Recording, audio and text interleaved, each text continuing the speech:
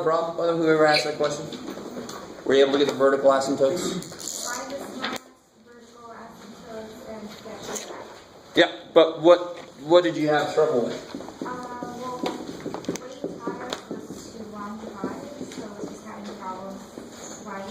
All right, so let's look at the slant. Oh yeah, this one.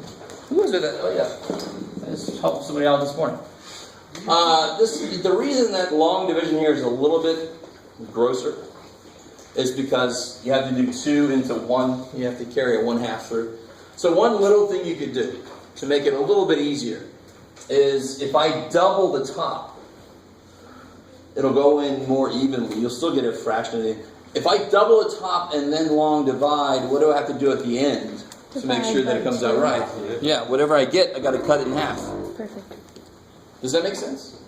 Do you guys see the problem? If I try to long divide this thing, of course there's a couple problems. How should I set up the inside? X 3, 0, 2. Yes, cubes, squares, first power, so there's none of those, and then there's a 4.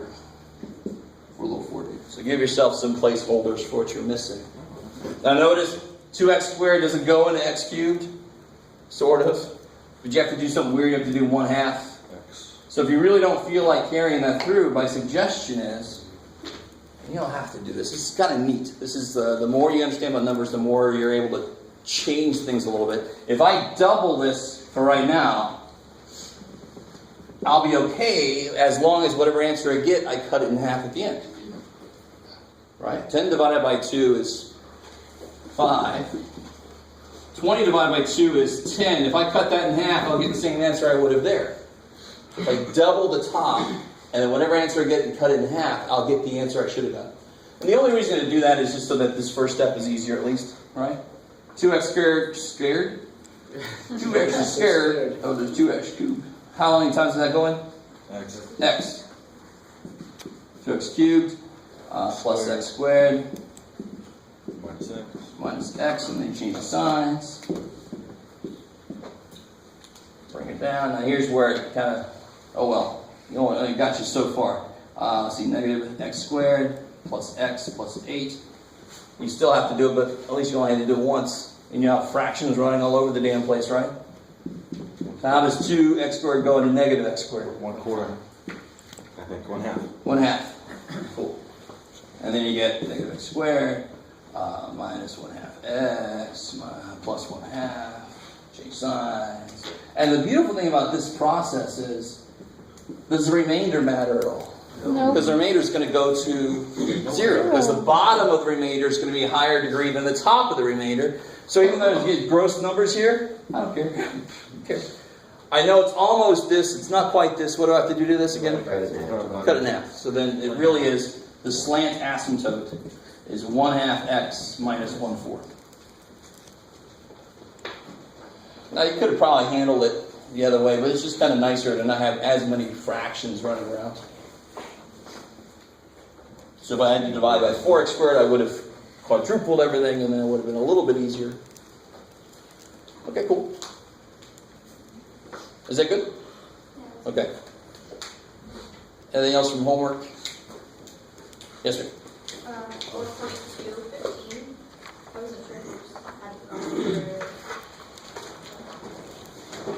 Oh, it's a problem that defines itself by itself. So,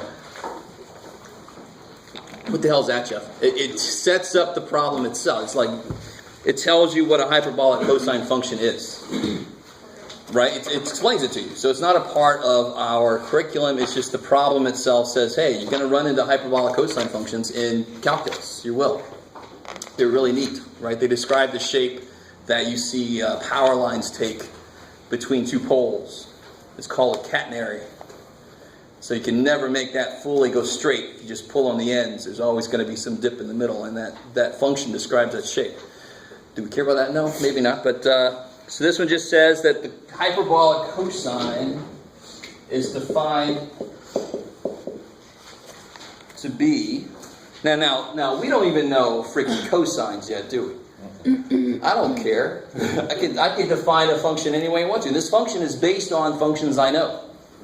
This cosh, which is actually how you say it, cosh, This cosh function is e to the x plus e to the negative x over 2. That's what it is. So I could put whatever the hell I want to here, right? I could call this the 2/4 function, go along with logs. I could go with this, call it what? Who cares, right? You guys semi with me? I mean, I don't care what symbol I put here. I know what that is. So how would I do cosh of 4? Plug a 4 in. Put a 4 in to e to the 4th. And we know what e is. We talked about that last time. So what's it say? A, sketch the graphs of the functions on the same axes. Okay. Blah, blah, blah, blah, blah. So they want you to do 1/2 e to the x and 1/2 e to the negative x. And then graphically add them. Which means if one is 2 here and the other one's 1 there, then the graphical addition would say it's a 3. Right? Just take the outputs and you add them at that point. So if a really rough sketch, at 0, both of these would be 1. E to the 0 power is 1. At -1, this would be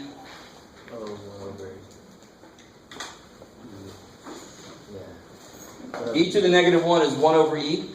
Half of that is 1 over 2e. Right? And you can put that in the calculator to get an approximation for that. Are you guys kind of with me? So they want you to graph 1/2 e to the x. And then they want you to graph 1/2 e to the negative x. Now what the hell is that going to look like? Compared to this guy? Opposite. So 1, it'll be 1/2 of e, which is about 1.3 something. So this is going to look like that. How is this graph going to be compared to that? It's going to go like that. It's going to be the exact same shape, just flipped. Exactly, cool. So then you're going to have, at 0 is supposed to go through 1/2. That's what it is. You guys see that? At 0, this would be 1/2 of e to the 0, 1/2 of 1. So it should go through 1/2. There we go. So the other one's going to be, of course I did that in blue. Good job, Jeff. The other one's going to be the mirror image just going the other way. So when you graphically add them at 0, the graphical addition, what should this look like? It should look like 1/2 plus 1/2, it should be at 1. You kind of with me? And you can give yourself some approximations. Figure out what 1 is approximately in this guy. Figure out what 1 is approximately in this guy, and just add them together. Add the decimals together. So whenever you have to do something by hand, you can definitely take stuff down to decimal level so you can actually find the damn things. Where's 1 over 2e on the graph? I don't know. Shit. Right? You guys semi with me? Is that good? Okay.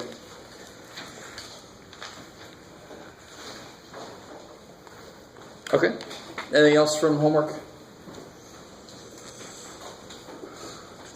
All right. So last time we made it through section 4.2, believe it or not. Thank you. So we're going to get into 4.3.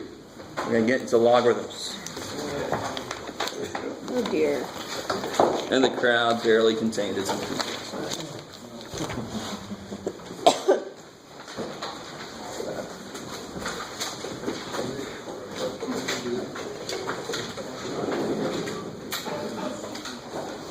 Now, the funny thing about logarithms, and I think I asked this last time or sometime, how many guys have done logarithms before? Wait, or let me turn. How many guys have done logarithms before? Have you ever seen them before? Should be most of you. And very often people don't like them. And it's because logarithms are a lot like roots. They are not the same thing. Let me say that right now. Logarithms are not the exact same thing as roots, but they have a lot in common with roots. And the funny thing is, when I write this, we all know what that is.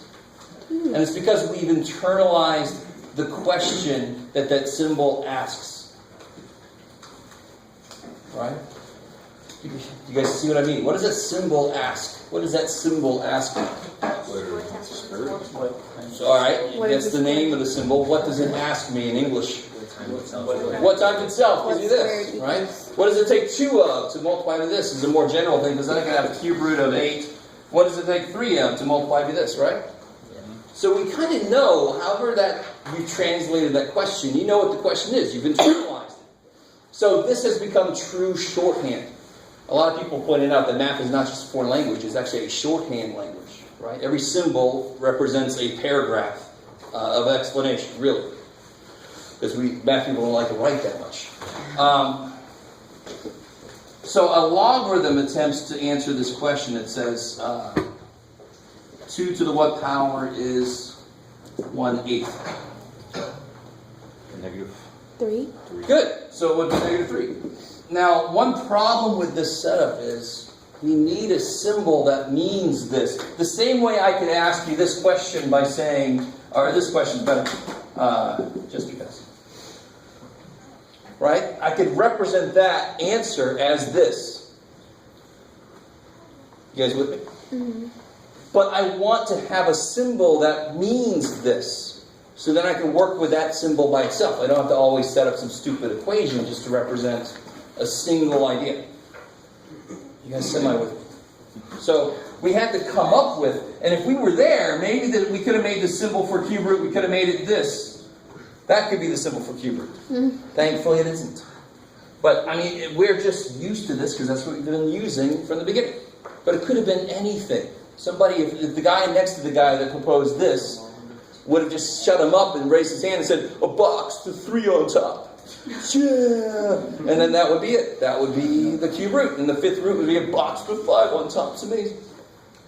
So we need to come up with a symbol where I can do something to 1/8 and have the answer come out to be this. I can do something to 8. I can cube root it, and the answer will come out to the answer of this equation, right?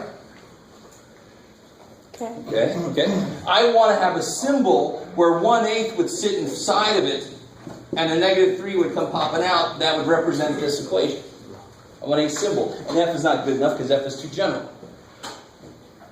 So, of course, the symbol we're going to use, the only one that makes sense, is the word log.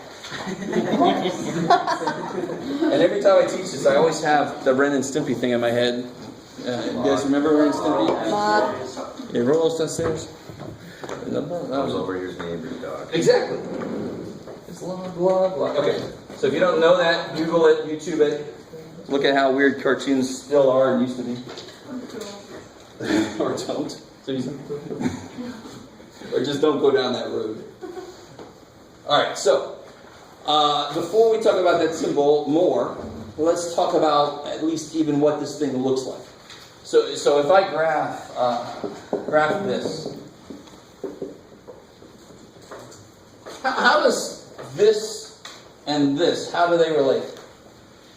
Opposites. Even better, they're Like inverses of each other. So I'm with you. But the official word is inverse, right?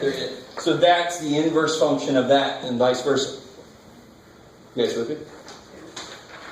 So if I want to get the inverse of this equation, which would basically be the answer to how do I represent this, what would go here would be the inverse of this, right? Why? Because if I want to solve for x, what would I do to both sides?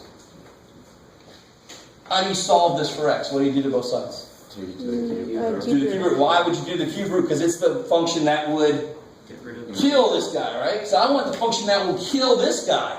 We don't even have it yet. We just barely talked about it. And I said it was a log. And some of you guys are like, it's a log? It's natural freaking log. No. You don't draw a log. Oh, so it was created to cancel out exponents, basically. Beautiful. Okay. So I need the function that will cancel this kind of function out. I need this function's inverse. And whatever we decide, or whatever we have to live with on the symbol is what we'll live with in the symbol. Because we weren't around when they made it. So do me this favor. Graph that real quick. Do 3 important points. Maybe just to make sure we're all on the same page. What points should you use? 4, 0, 1. That's crazy. So I always start with those 3. And do more if I need to.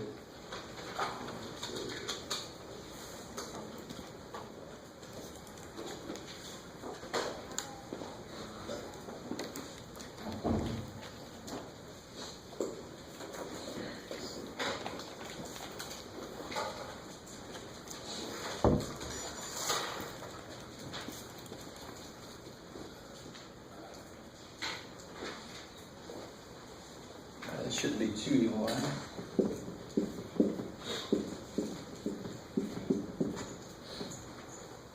So negative 1, it's 1/2. 0. It's 1. It's 1. One. And 2. 2. So negative 1 is 1/2. 0, it's 1. 1, it's 2. So there's that exponential we're used to. Now, can you graph what its inverse would look like? You don't even officially have the inverse yet, but can you graph what it looks like? Yeah. How would you graph what it looks like? Just flip it. It's the Flip it. opposite. And how do you flip it a little easier? On the y-axis. What would it actually flip around? X. Y, the Y line. Y equals X. Yeah, there you go. Cool. The y equals x line, right? It would flip around the y equals x line. You guys remember that? We graphed a function and we graphed its inverse, and it was beautifully symmetric on that diagonal. Sure. Well, how do I do it a little less frequently visually? Oh, do you switch I the just take inputs? each one of these and switch them. There, that's much easier than trying to flip that guy around some freaky line. It'll end up doing that for us. So the inverse would go through the points 1/2, negative 1, 1, 0, 2, 1, right? Because that's what inverses do. It switches the x and the y. How do you solve for some things inverse? Switch the x and the y, right? Solve for y. How we doing? Is this familiar? Remember doing this before? Okay. So now you just plot those points. So 1/2 goes to negative 1. 1 goes to 0. And 2 goes to 1. Where do you think this asymptote goes? There's that has an asymptote there. Goes along the Y. It goes along. Beautiful. If I flip it over that y equals x line, it's going to go down that the y-axis. Good. So it's going to go like this. Make that big. How we doing? So that is the graph of the inverse of 2 to the x. So if it was 3 to the x, this would have just been a little bit steeper. It would have the same basic shape. Right? So this is the basic shape for any inverse of any exponential. Okay, cool. So what we call this, that's the inverse function. And the symbol we give for it is that. Which is basically, a box with a 2 on it. Might have been better, but oh well. How are we doing so far? Okay, good. So the thing to keep logarithms straight, the funny thing to remember, that will get you through the properties of logarithms, all of this kind of stuff, is it asks, what question does it ask? So if I said log base 2 of 8, this is the same thing as 2 to the what equals 8? Third power. Yeah, 2 to the third power. So a logarithm, the question is asking you is, what do you have to raise this to get this? That's the question it asks you. You with me? Mm-hmm. This is the first symbol we've hit that truly is new. We haven't had a symbol before now that's like really new to some of us anyway. Some of you should have seen this in 110. But that's why it's so painful to learn this now, because you have to realize what it took to learn roots. You don't remember what it took to learn roots because it's probably been a while. But you had to internalize the question that it asks you. So let's do a couple of quick fire.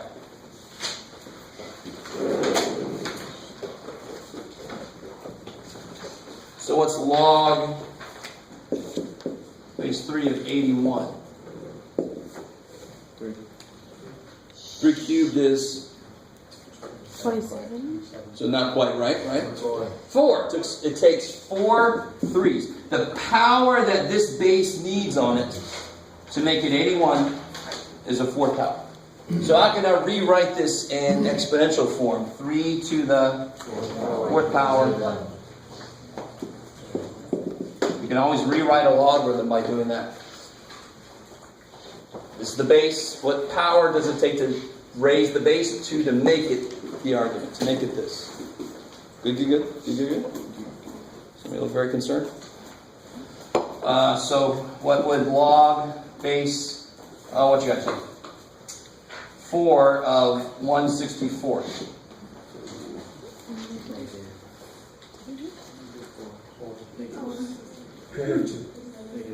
Three. Yeah, what would it take to make it 64? It would take 3 4s, right? multiplying. So to flip it, it takes negative 3. All right, maybe. So a logarithm represents a power. So all the properties of logarithms are the exact same properties of powers. That's crazy. So we have a whole section devoted to properties of logs. We already know all of them. They're the same as the properties of powers, because they are freaking powers. Okay, maybe. What about log? Let's do a couple of easy ones real quick. Log base 6 of 1. 0. Beautiful. Log base 6 of 36. Let's see. Question. Square. 2. Yeah, it's not. You're not dividing. We already have symbols for division. Why would I say it's log now? No. So it can't mean 36 divided by 6. Hell no. I've got symbols for that. It means how many 6s to make 36 when I multiply it. It has 2 6s multiplied to make 36. All right. Let's get a little bit freakier. Let's see. Notice, some of you guys will get this. Notice that whatever I put here, if it's 1, the answer's got to be 0. because that's the only power I can raise to make it 1. You with me? Yeah. Notice that if the inside is smaller than 1, the answer is negative. So let's kind of complete this idea. If the inside is bigger than 1, but smaller than the base, so for example, log base 4 of 2.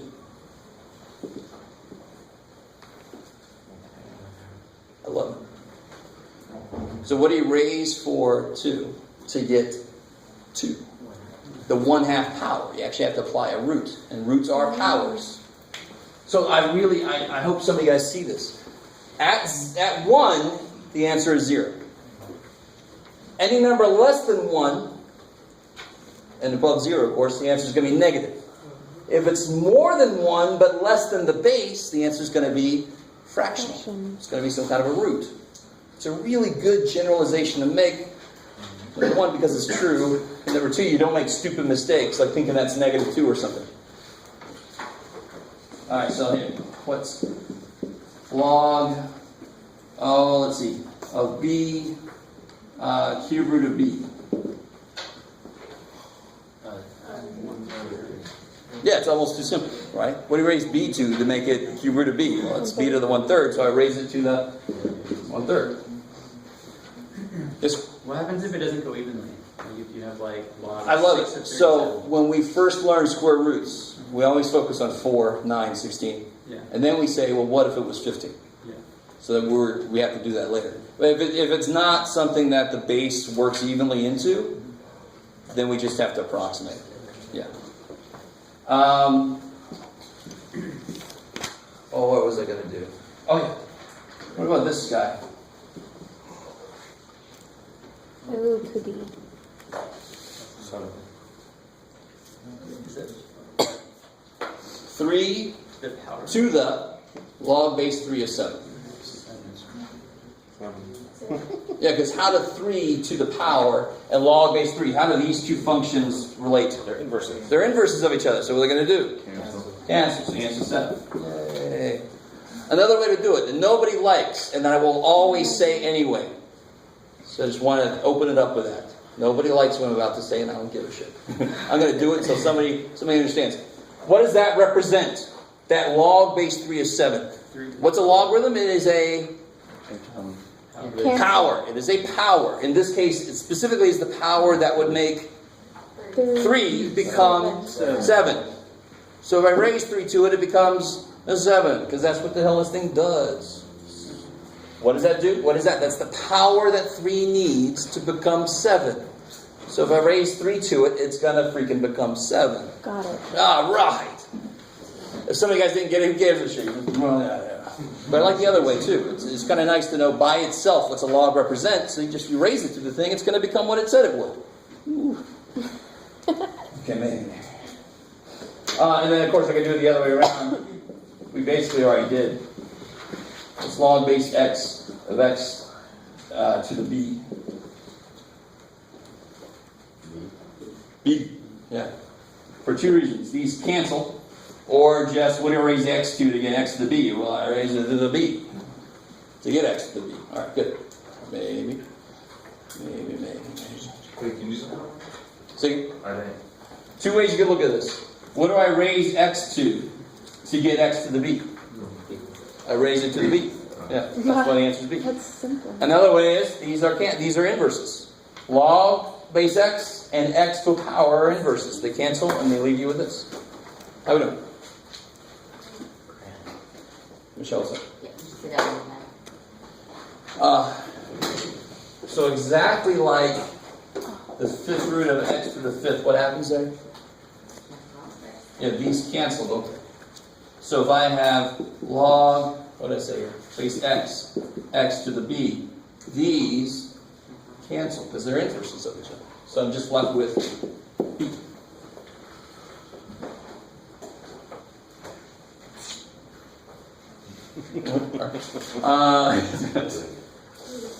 So that's the basic idea of logs. I mean, that's simple. Let it be simple. Let it be simple. If I gave you this problem, this would be slightly mean, but oh well. I'll be really mean because of that. It's not slightly mean, but it's a little ahead of us. But I just want to see what you guys think about this. Yeah, what did you do? 11 to the negative 2 is x. I like it. So this would be 1 over 11 squared. I like it. So solving equations with these things very often requires us to rewrite it. Because in the other form, it's there. If the base is the variable, would you just work backwards to... Yeah, if the base is the variable, like it sort of had here, if I had like log base x 4 equals, what do you got, Jeff? 2. So you take this So you can write it as x squared equals 4. square root, square root. Yeah, and the base of a log can't be negative. We'll leave it there. Later in mathematics, you could play around with even freaking complex bases, but we're just going to deal with whole number bases. Or we could even have, let me say, just positive bases, because we could have this. What's log base 1/2 of 16? 1 over... I'm going to go with negative 4. That's a very smart thing to go with. Because what you do to 2 to make it 16, fourth power, Negative. 1/2 has to be flipped, so it's negative 4. Kick ass. But you see, you don't have to memorize all the answers or something stupid. You just have to know how to attack any log problem. And the way to attack it is to know what the hell it's asking you. It's asking you, what do I have to raise this to make it this? Then you can focus on that. It's a little puzzle you got to figure out.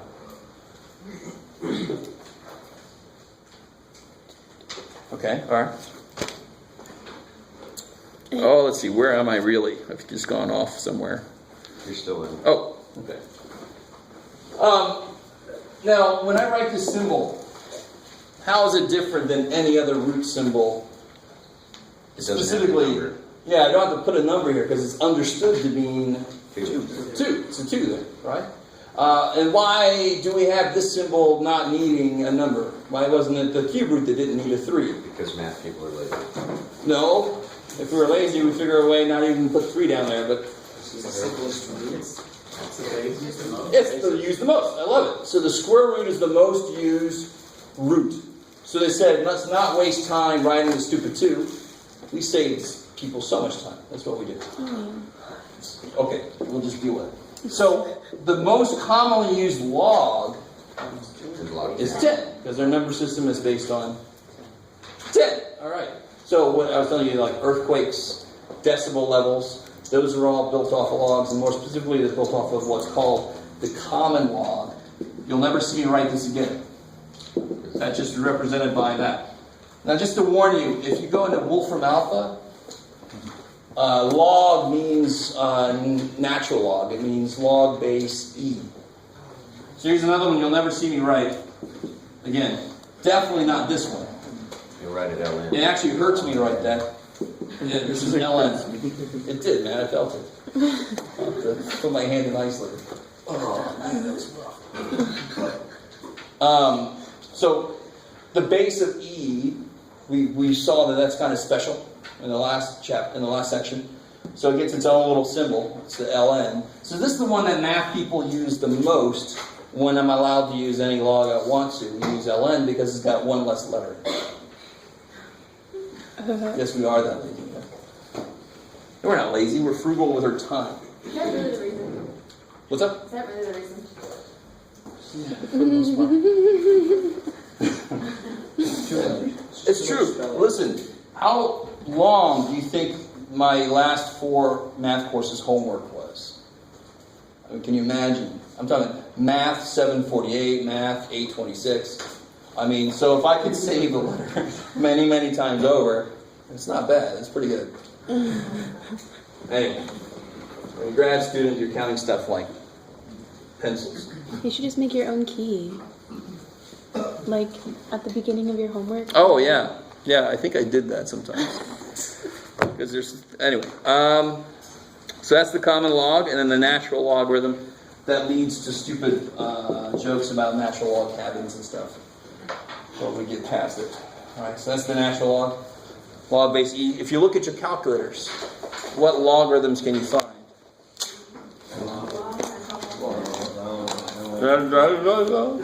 So above the 10 to the power button, it should be the log, which is understood to be log base 10.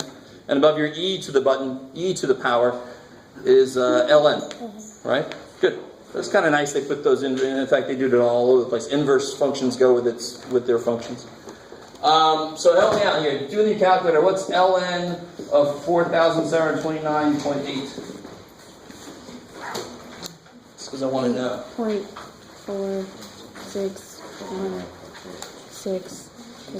Yeah, 8.4616. Blah, blah, blah, blah. So what does that mean?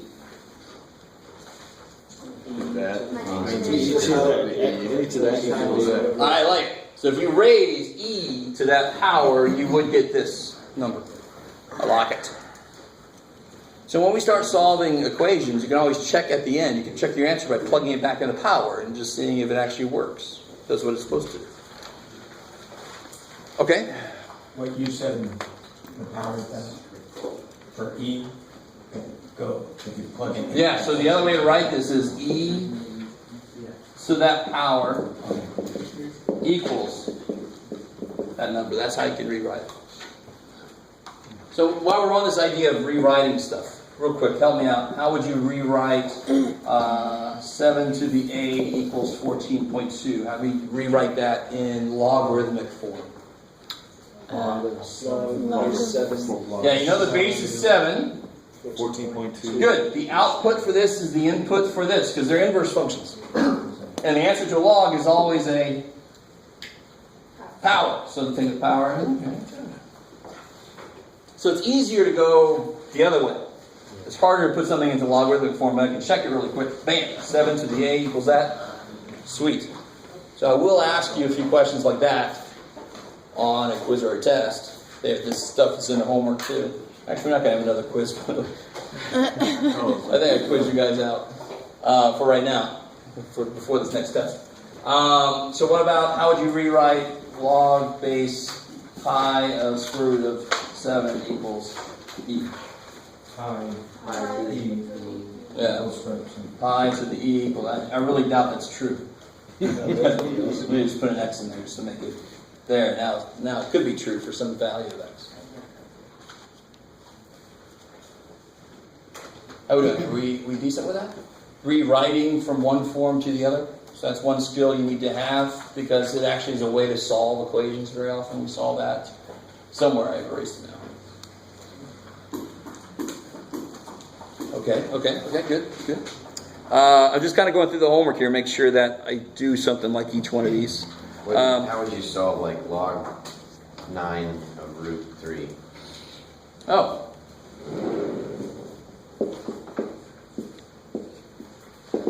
One way to do this is to try to make the bases the same. So what do I mean by that? First thing I can do is rewrite the root as Exponent? 1/3.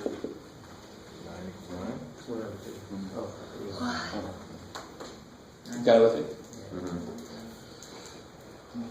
Now 3 itself is how related to 9. What it needs to equal. No, 3 Oh. itself is the what of 9? Square root. Square root.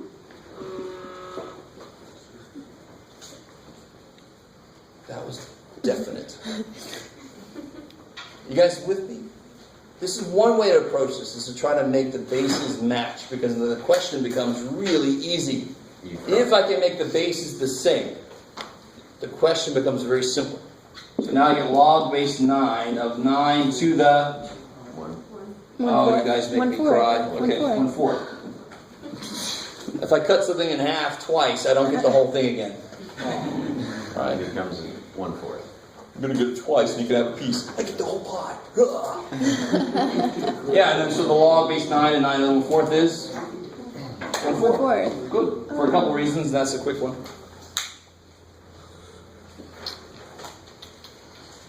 Or you could look at this and say, this is half of 3.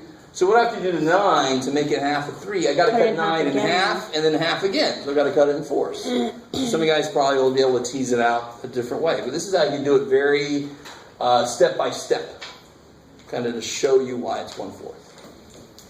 Yeah, but how did you get from the 3 to the just up to 9? What is 3? It's equal to 9 to the 1/2. So anywhere I see a 3 in the whole universe, I can replace it with 9 to the 1/2. Because it's that. Because that's what it is. Yeah. It's really kind of cool that I say that. If you're going really far in mathematics, you're going to learn a lot of things that mean the same thing as 1. And they're going to be very strange things. But sometimes if you put that in place of 1 inside of a problem, the whole problem becomes a lot easier. It's really kind of cool. So knowing little things like what's another way to say 1. There's a lot of ways to say 1, believe it or not. We're going to learn a couple of them this semester, actually. And you're all like, 1, and different. No, not just uno. No, not different languages. I mean, representing 1. Symbolically. Yeah, symbolic. Some things that still represent 1. Okay. Let me see again. Anything else I haven't talked about? No.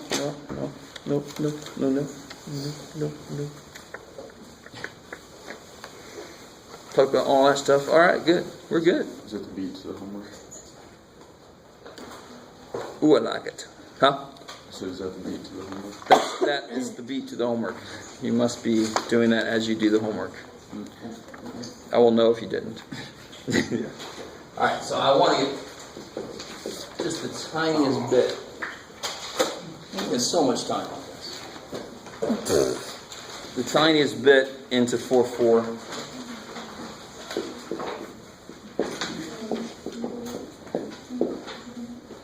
What does that say? Laws of laws. Oh. I was like, less, Must fast? be made of wood. Yeah, the originals. I got the Land of the Lost theme going through my head. Laws of the lost. So let's start with the most basic law. If I have log, let me see if I represent it the same way as they. No, they do stupid things. So log base b of m plus log base b of n. Oh boy. What does a log by itself represent? A power. exponent. So whenever I say that, just internalize it. Know that a logarithm by itself represents a power that does something specific, but it is a power. When do I add powers? I must have been multiplying the bases, right? Or multiplying the things themselves. Kind of with me? So then it would So be, this must have been B. coming from yeah. the product of those.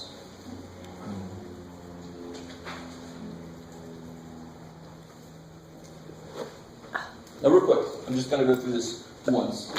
I want you to realize that's a very simple. So if I had log base b of m over n, You'd be subtracting. you'd be subtracting, because when you divide things with like bases, you would subtract their powers, right? So when I multiply things, each of these has a base of b, because I can see that they have a base of b. So if I multiply things with a base of b, I would add their powers. Now, I'm going to show you this once. Derivations always make things look disgusting for a while, but they have to. They're the reason why things work.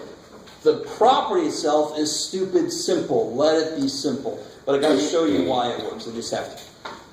So what is that? I don't know. Let's call it y. What is this? X. You don't know. I like it.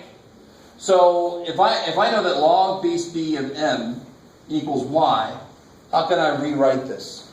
B to the y to that. B to the y equals m. And this would give me, similarly, that would give me, B to the X. yeah, b to the x equals n. Cool? Yeah. So if I multiply m and n, so mn equals BY. b to the y times b to the x, which is what? B XY. b to the X plus. y plus x. I like it. You guys with me so far? Let me just stop right there for a second. I think every step I've taken is completely legal. Here's something I don't know. Let me set that equal to something I don't know. Yay. So I'm really just representing the answer to this with an unknown, because I don't know what the answer to that is. But that allows me to rewrite it in this form. So I can more directly see what's going on here. So, if I take log, now let me start over, let me write it again. So far we got m times n equals b to the y plus x. Now we do something interesting. We take the log base b of both sides. The same way you could square root both sides of something, cube root both sides of something, take 1/3 of both sides. I can take the log base b of both sides. You with me? So what I did was, I took parts of this rule, represented them in a different format, and then I investigated what m times n would be. And now you can see what I'm trying to do. I'm trying to recapture this to show that it equals this. Okay. So I did this to both sides. Now please, dear God, you can't divide by log, right? It's the same idea as trying to divide by the square root symbol. That doesn't mean anything. Log base b of nothing doesn't mean anything. It's got to be of something to mean something. But what can I do on this side? Comparison. Yeah, so log base b of mn equals what? Y plus X. Y plus x. And what's y? Log base B of M. Log base b of n Oh, hey. and log base b of n. Okay, cool. All right. So you have to see that at least once. And I could do the whole thing again with division. Thankfully, I'm not going to. All right. It would be the exact same idea with division. Okay, good. Be really, really careful. If I see this, I can't do squat with that, right? Logs and addition don't work well together. Yeah, let me say it again. Powers and addition don't work well together, right? We kind of know that. 2 plus 3 squared is not 4 plus 9, dear God. Right? It can't go across it. But products and powers work really well together. They should be easy to work with. Maybe. So then that property, and then I have log base b of m minus log base b of n equals log base b of what? Good. Same idea. I subtract powers when I was dividing. Now, what about this here?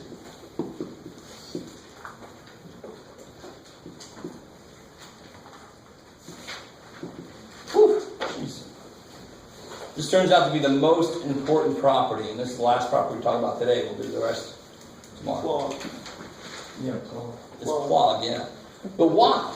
Let's apply this rule many times. So this would be log base b of a times a times a times a. How many times? P times. P times. So I can use this rule over and over and over and over again. It would be log base b of a plus log base b of a plus log base b of a. How many times? P times. So I get p log log base b of a's, all in a row, right? So effectively what happened then, screw this step, don't do that step, dear Lord, that's just explaining why it works. This p just comes out. And of course, what do you do when you raise something with a power to a power? They cancel? When I raise something with a power to a power, what do I do with those powers? Multiply. You multiply the power times the other power. Still a property of powers. If you know your property of exponents, you know your property of logarithms. This is the most important one, because if I have a variable stuck in my exponent, I can just take a log of it and the x comes down, and I can solve for it. So if I didn't have this property, I couldn't solve logarithmic equations. Which are like, oh, that would so suck, Jeff. And it would, because you can never do the last section. So that's plenty for that was section 4.4 that we ended up on. Yeah. Say again? Example of which one? So if I had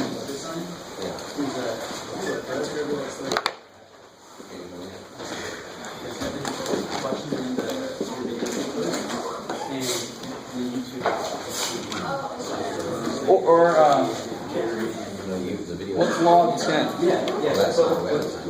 Guys, what's log 10? 1. Good. So log of 1,000 should be 3. But if I do this a different way, this is log 10 cubed, isn't it? And what can I do with that 3? 3 log 10. And of course, that's still 3, like it's supposed to be. Right? So there's a concrete number example. That's what you really want, I can tell. All right, guys. See you tomorrow.